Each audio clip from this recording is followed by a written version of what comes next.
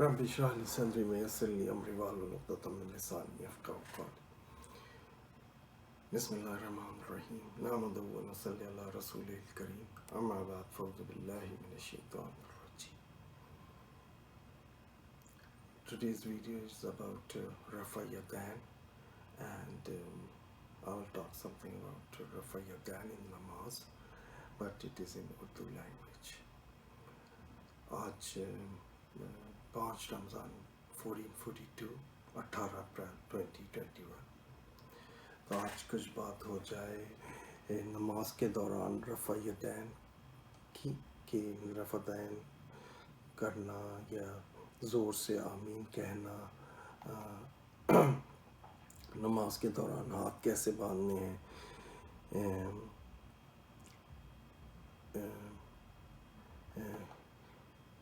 یہ کہا اور مانا جاتا ہے کہ شروع میں حضرت محمد صلی اللہ علیہ وسلم کے دور میں رفع یدین کیا جاتا تھا، اور اس کے بعد ایک حدیث ہے کہ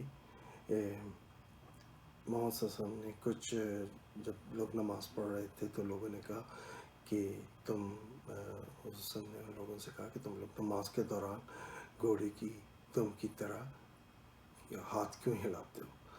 یعنی اس طرح ہے کہ جب کوئی رفع یدین کے لیے ہاتھ اوپر کرے تو پھر جب ہاتھ چھوڑے تو چھوڑنے کے بعد ان کو ہلاتا بھی رہے.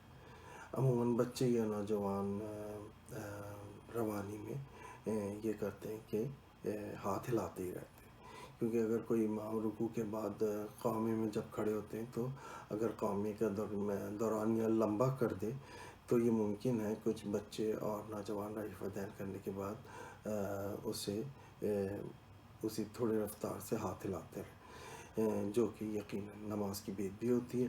اور جیسا ہم نماز میں اللہ کے سامنے کھڑے ہوتے ہیں تو نماز کے دوران اگر کوئی قومی میں بے دھیانی میں ہاتھ ہلاتا رہے تو یہ ایک غلط چیز ہے.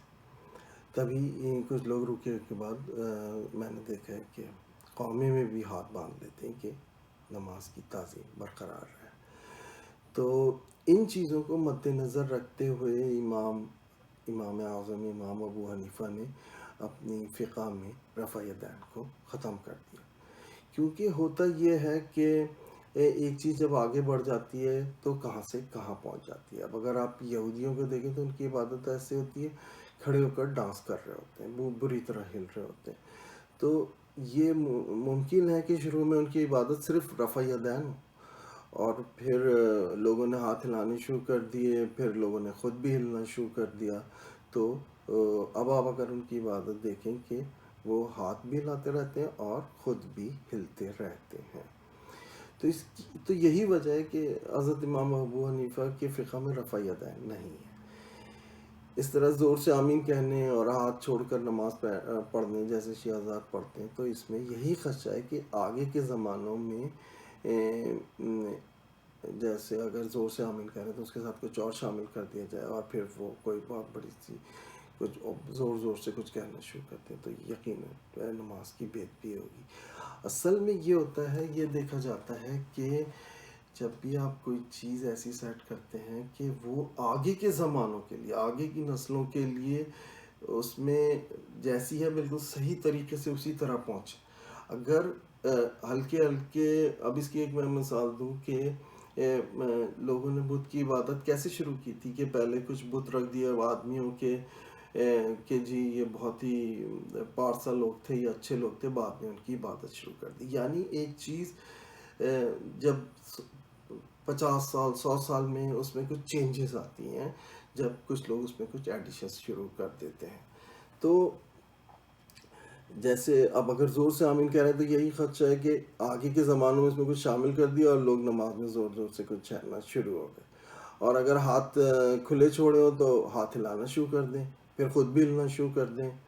تو یہ سب چیزوں کو مد نظر رکھتے ہوئے میرے خیال میں امام حضرت ابو حنیفہ نے یہی حکمت رکھی کہ رفع یدین اور زور سے آمین کہنے کو نماز میں نہیں رکھا، کہ نماز کی تعظیم آگے کے زمانوں میں بھی اسی طرح قائم رہے. نماز میں اوپر ہاتھ باندھنا یا ٹانگیں کھلی رکھنا تو یہ بھی میرے خیال میں صحیح نہیں ہے، کیونکہ اگر آپ اس میں دیکھیں تو اس میں ریسرچرس نے اپنی ریسرچ سے بتایا کہ اگر آدمی جب ہاتھ پہ ہاتھ ایک دوسرے کے ہاتھ پہ ہاتھ رکھ کر اوپر رکھتا ہے تو یہ ایک نفی کا اشارہ ہوتا ہے کہ نیگیٹو. تو جیسے اگر کوئی انٹرویو کر رہا ہے، میں نے اس میں پڑھا تھا کہ انٹرویو کر رہا ہے اور اس کے دوران اگر وہ انٹرویو کرنے والا ہاتھ پہ ہاتھ اوپر رکھ دے تو اس کا مطلب ہوتا ہے انکار. تو اگر آپ نماز کے دوران ہاتھ پر ہاتھ رکھے ہوئے اوپر کی طرف تو اس کا مطلب یہ بھی ہو سکتا ہے کہ آپ اللہ کی نفی کر رہے ہیں.